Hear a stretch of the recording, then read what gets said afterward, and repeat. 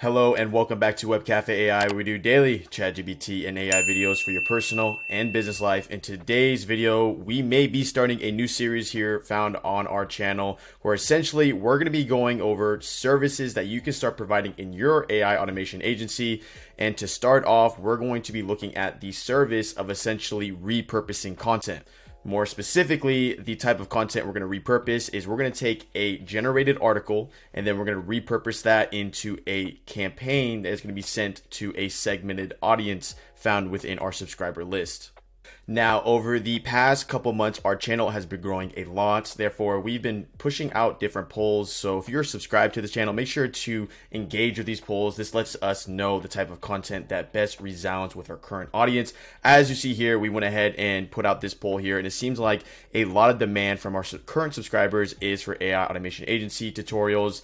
Let us really know this by trying to hit 250 likes on this video. If we hit 250 likes, then we will start really focusing on these type of tutorials. But without further ado, let's go ahead and jump into our first tutorial here found on this new playlist, where we are going to delve into repurposing content. Now, the idea essentially is this: you will approach a business, or the business that you're currently operating will have article generation that is occurring either through freelancers or AI automation. And once a blog or article is posted, we will take the content found within that article, we will repurpose it, and then send it as an email to specific audiences. And we can go as far as segmenting audiences if required. Using BotBrew, we went ahead and generated a pseudo article that we're going to go ahead and push towards our current marketplace. We went ahead and took the copy found from BotBrew and made it into this article that we're going to use as the data for today's tutorial to make this personalized email. If you're not already subscribed to our email list found on this marketplace, make sure to do so. We release pre-built AI automations constantly. Therefore, you can start offering more services for your AI automation agency. Just before we jump into this comprehensive tutorial, one of our pre-built AI automations that would really fit well in this context would be our AI article generator. This would allow you to essentially pitch to a business that not only can we repurpose your article content, but we can also take over the content creation of the articles themselves, really allowing you to seamlessly integrate AI automation throughout the business's backend when it comes to content creation. So let's go ahead and start building out this AI automation today. We went ahead and created a whole new folder for this new playlist that is going to come up here. We're going to go ahead and create a new Zapier, and let's go ahead and call it article to email. And the tools we're using today is going to be obviously Zapier, Mailchimp, and ChatGPT. Okay, let's go ahead and begin. We're going to go ahead and set up a trigger to Shopify. And then with the Shopify trigger here, we're going to use an event of new blog entry. Continue here, and then we're going to find the specific blog that we want to associate this content creation with. We're going to continue here, and then we're going to go ahead and test the trigger. Obviously, this would work hand in hand with that AI article generator we showed you earlier. AI article generates at 8 a.m. Then this flow gets generated because of that new piece of content, grabs that piece of content, and as you see here, we have a new data point, gives the title and then the body HTML of the underlying article we're dealing with. We're gonna go ahead and say continue with selected record. And now we can start preparing the AI generated email using different context. All right, let's go ahead and begin. We're gonna do an event of conversation, and we have a bunch of different variables that could have our inputs. But for today's purpose, all we have to care about is the email. So we're going to do article EM for email. And this is going to make sure that we have consistent outputs when it comes to our generation. We're going to go ahead and up the model to GPT-4. In theory, this could work with 3.5. It would just require a lot more prompt structuring. From there, though, we can go ahead and start constructing the first message for this flow. Let's go ahead and begin here. So let's assume that the business we're running here is an AI automation agency. So maybe the flow we're currently building out is for our own backend. So using that as context, if you're doing this for maybe a pet company, a dog walking company, a construction company, this is where you're going to add the context block of whatever company we're dealing with here. So today we're going to be dealing with a automation agency, which is going to be us here at Web Cafe AI. We're going to say, based on this article, we are going to repurpose it as a email.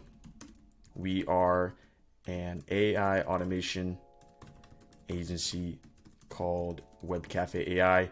And it is important to identify the name of the company you're dealing with here, because of the fact that what GPT will do is, if they don't have context on the name, they'll just use the term AI automation agency. So we're going to want ahead and proceed with that. And then we're going to say, here is the article. We do semicolon, parenthesis, parenthesis. Let's keep the data within the specific prompt here. And then we're going to go ahead and input the body HTML. And that should be sufficient. Yeah, body HTML. And then we're going to go ahead and add a parameter block here. And we're going to go ahead and say output in HTML. Once we set up the parameter to essentially get the output of HTML, there might be a little bit more prompt structure and we have to do post generation. But for now, we're going to go ahead and say generate the body of the email, no text before or after. And then we got to kind of give a little bit more context of what's going on here. We're going to say generate the body of the email, no text before or after. Have the body be a summary of the article that encompasses a CTA for reaching out to our agency. So a couple things here. First thing here is let's identify we want to use a max of 3 to 6 sentences. The second thing here is the reason I can go as far as saying encompasses a CTA that reaches out to our agency, and then we've already contextually told you what the agency is because of the fact that the actual article itself has to do with AI automation and the benefits of AI automation. So in theory, you set up the AI article generated for the business, that's construction. You would probably put something along the lines of encompasses a CTA for reaching out to the agency that has to do with construction, right? So whatever articles are being pushed on the business's front end, obviously are going to have to do with the overall niche that the business is dealing with. From here though, let's go ahead and hit continue here. Let's just test this action. I assume I'm going to have to prompt structure a little bit more here, but let's see what it comes up with. Okay, so we went ahead and got a paragraph email here structured in HTML, but obviously it has the different variables of your name and the recipient's name. This isn't going to work on scale. So what we got to do is we got to quickly restructure this a little bit here. So let's do a couple things here. First thing we're going to do here is when you see identifiable variables in the output, all you can do simply is put in the variable itself. So your name. And then let's say you want to put in the name of the business owner. Maybe you want to put, instead of your name as the, footer there, we could put like the business's name. But for now, we're just going to put Corbin Brown. I'm going to go ahead and give another enter here. So a little bit more space. And then on top of that, you see how it said dear recipient's name. We're going to go ahead and give a little bit more context here. So we're going to say generate the body of the email, no text before and after. This email is going to be broadcasted to multiple subscribers. Don't identify names. This might be overkill. I might be able to actually make this a little bit simpler. I just want to kind of see what the output would look like when I make it very specific with my dictation on what I'm looking for here, but it may be overkill here. And as always, let's go ahead and switch up our memory key. Let's add a 1. Let's refresh the brain here so it doesn't use the previous output as context. We're going to go ahead and get an output here and see what it comes up with. Okay, so I like this a lot better already. A couple things that I like better about this is that it's not using a big block to identify what's the content of that article. So we have more of, blocks like this. And then on top of that, we have the name here. We have the company name and it says dear subscribers. So that's not bad. We could probably tell it in a parameter. We don't want to call them subscribers. We want to call them XYZ. One other thing that would be really cool in this email is let's go ahead and restructure the CTA. Let's go ahead and say that the CTA for reading the article. And essentially why we're going to be able to do this, and this is going to be really, really cool here, is we're going to be able to actually give the link to that article in the email itself. So let's go ahead and proceed with switching up the CTA to, rather than booking a call with us or whatever context may be, to essentially, checking out the article. Let's go ahead and read the article. Let's get a little bit more of warming up potential leads rather than trying to convert a potential lead. And then let's go ahead and up the memory key again and continue this action. And let's go ahead and test this action. All right, perfect. So as you see here, we're going to keep subscriber because that is fine for our current context here. And then it does provide, quote unquote, link to article. So let's go ahead and see if we actually can provide the link to the article within a variable here. So we're going to say link to article, semicolon, parentheses, and then we're going to go ahead and find the link. In order to do so, we're going to show you something very powerful here at Web Cafe AI. If you went ahead and try to do it the traditional way, you'll notice that there is no specific variable for the underlying link. All we have access to is the handle. But there's a way to get around this. If you jump over to whatever URL your business is, all you need to do essentially is copy that URL. Once you've copied the URL, essentially you want to use the URL that's going to be associated with the blog or article post. So as you see here, for this specific context, we have at webcafesoftware.com/blogs/news and then the handle. But in order to ensure that every single one of these emails are going to be very specific and custom to what article we're producing or repurposing the content for, we're going to go ahead and delete that. And we're going to put in that handle right there. And there we go. Now we have officially provided a live link that's going to be associated with every single new article we push towards. From here, now that we have set that up, we can go ahead and continue here. Let's go ahead and make sure we refresh our memory key here. We're going to continue here, scroll down, and let's go ahead and retest this action. And there you go. As you see, we have our new email body with the link associated with the article that's being described in that email body, and then along with our name being identified. But I don't necessarily like the output of this. So let's go ahead and go back to our memory key here, and we're going to go ahead and add a couple numbers. Let's go ahead and regenerate output. I'm not even going to change any of the prompt here. And as you'll see here, we'll get a different output. But the reason I'm doing this is because of the fact that I can keep running the operation here until I find an output that I find I'm satisfied with. Once I'm satisfied with that output, it will be associated with that memory key and it will come out that consistent every single time. And there you go.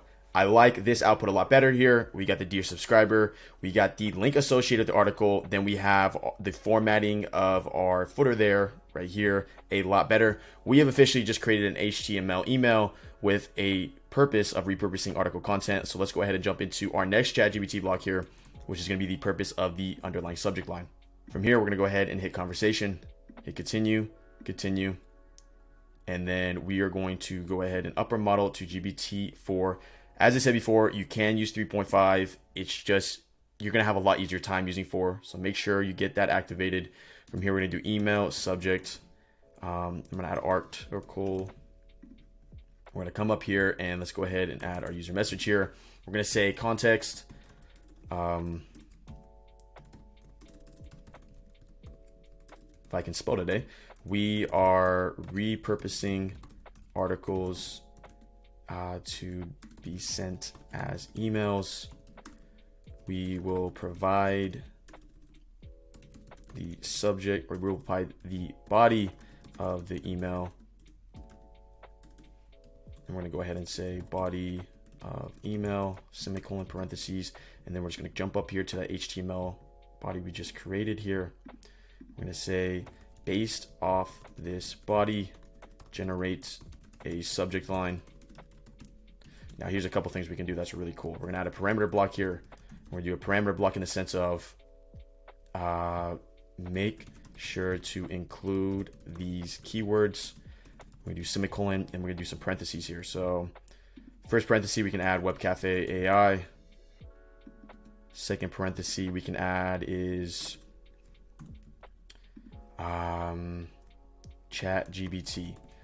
Essentially what we're doing here is, in the context that you're working with a business, there may be specific keywords that the business wants, but you don't necessarily want to add that as fixed text for the underlying campaign you're about to send out, because it may look wonky when you do this at scale.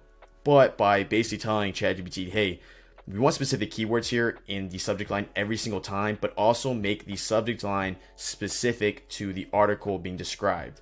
From here though, we can go ahead and continue this. We may need to restructure this a little bit more, but let's go ahead and test that action.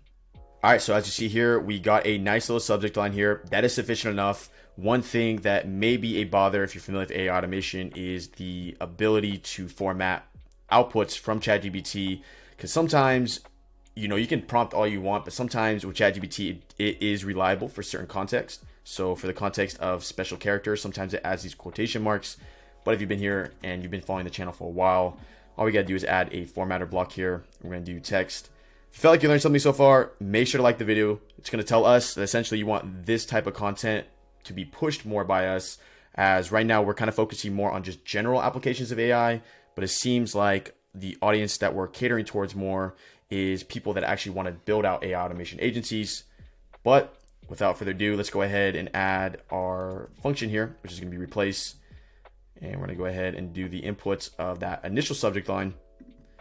And we're going to do find the quotation marks that were just identified there. We're going to hit continue here, and we're going to replace with empty space, therefore allowing us to get a subject line that is within the parameters that we want. You could add a parameter here, use emojis, quotation mark, only these specific type of emojis, and so on. For now though, we have officially created our subject line and our body for the personalized email. Let's go ahead and start jumping into Mailchimp and their API. In order to do so, we're just going to type in Mailchimp here, and we're going to go ahead and choose an event of create campaign. Hit continue, and we have a ton of stuff we can do here. In theory, I could set up a variable here instead of a fix. What we can do though is let's go ahead and just set up the campaign name as the article name. That allows us to understand that. From here, we can go ahead and choose an audience. For the purposes of this video, we literally created a Mailchimp account. So we're doing this for y'all. From here though, we can go ahead and add a subject line, which is going to be the formatted version of that output. And then we can go ahead and add maybe an AI generated preview text. For now, we can go ahead and maybe do the preview text as the article title. And the from name, let's go ahead and do Web Cafe AI. This would be the, if you're working with a dog company, whatever the dog company's name, the from email address, whatever is the main email address of that company. So for us, it would be webrista@webcafecommerce.com.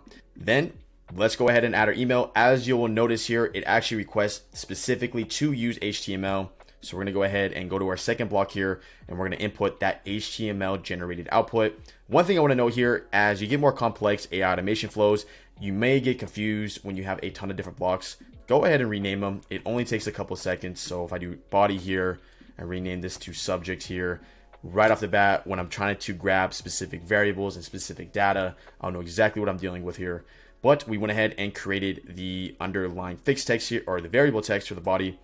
From here, if you wanted to, you could add, fixed text here. So if I want to have a great day at the end of this whole email, that will essentially make it so that every single time an email of this nature goes out, it will always show up. From here, we can go ahead and continue and test that action. Now you might be saying to yourself, great, we went ahead and created a campaign. It's in Mailchimp's backend, but I have 10 different clients. I don't want to go to every single one of these clients and send out every single one of these campaigns manually.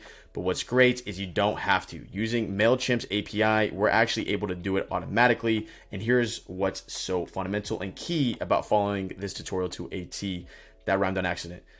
The idea here essentially is make sure you name the campaign something you can call back upon. So in this context, since we named it the article title, we're not going to be choosing the option that it provides here as this first option. Why are we not going to choose that? Because if we chose that and we published it and it went ahead and went for 7 days, it's going to be sending the exact same email due to the fact that we've associated this entire flow with this campaign's ID. So the next question you might be asking yourself is, how do we go around that? We're gonna go ahead and do custom here, and we're gonna go ahead and do a title here. But it looks like actually in this context, we're gonna have to need to find the campaign, which won't be an issue here. So we're gonna add another block here. And the reason we're adding that block here and we can't just do straight fixed text is due to the fact that it actually needs to grab a ID that's associated with that for the API. For the name though, we don't have to worry because we named the campaign the title name of the article. From here, we're gonna hit continue. We're gonna test that action, and then it should bring up that specific campaign we just created and the ID associated with that campaign. As you see here, it has. So what we can do now, which is so amazing, and this allows true AI automation, is we can go ahead and go to our find campaign step here, and let's go ahead and insert it. In this context, I'm assuming that it's requesting the campaign ID. If it isn't, go ahead and just switch that to the campaign title. From here, we can go ahead and continue, and then in theory, we could go ahead and test this action. Went ahead and successfully sent out that campaign. As always, the Zapier AI automation we just created can be found in the description down below. Let me know in the comments if you enjoyed this type of content. Also, let me know in the comments what other type of AI automations that you're interested in, whether that is broad categories or specific niches. Do you have a client that's requesting a specific AI automation that you want to tackle but are not sure how to? Let me know in the comments down below. If you want to see more videos like this, go ahead and check out the playlist at the end of this video. That it shows an entire playlist of 5,000 apps we're tackling and showing how AI can be integrated with every single one. Make sure to hit that goal of 250 likes. If we do, we'll create a new playlist called AI Automation Services, where you're going to be able to access entire services that you can start selling upfront for your own AI automation agency. But without further ado, I'll see you in the next video. Thanks for tuning in. And yes, surprise, I'm an AI avatar. Make sure to explore more here at Web Cafe, where we demystify AI for your personal and business life. Until next time.